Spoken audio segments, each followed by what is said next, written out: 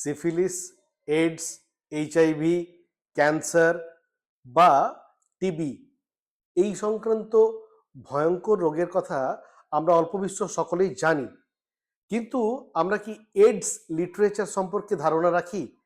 অর্থাৎ এইডস আক্রান্ত রোগীর যে মনস্তত্ত্ব, তার যে বিভিন্ন পরিস্থিতি, এই সম্পর্কে কোনো লেখা পড়েছি?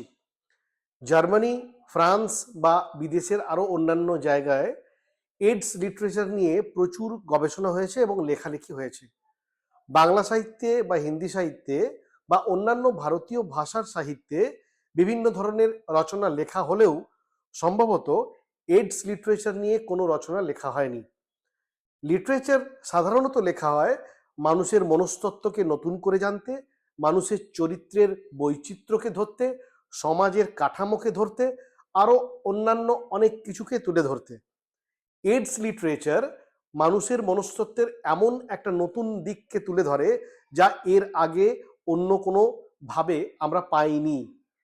সেই জন্য মানুষের মনস্তত্ত্ব, তার চরিত্র, তার বেঁচে থাকার বিভিন্ন পরিস্থিতি সম্পর্কে জানতে হলে এইডস লিটারেচার পড়া প্রয়োজন।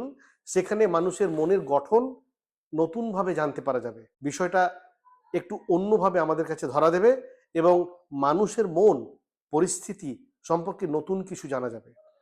বিশেষ করে বলবো, যিনি এইডস রোগে আক্রান্ত তিনি যখন ডাক্তার দেখাতে যাচ্ছেন, তখন আরেকজন যাকে দেখাচ্ছেন সেই ডাক্তারবাবুও এইডস রোগে আক্রান্ত।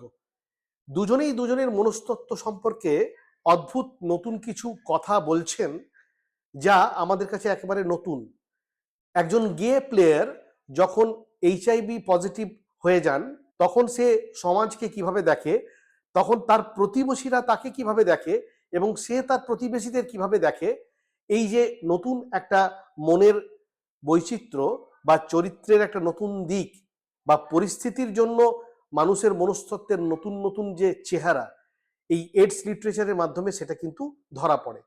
সেই জন্য আমাদের এইডস লিটারেচার সম্পর্কে পড়া প্রয়োজন, যদি আমরা মানুষের মনস্তত্ত্ব সম্পর্কে নতুন কিছু জানতে শিখতে চাই।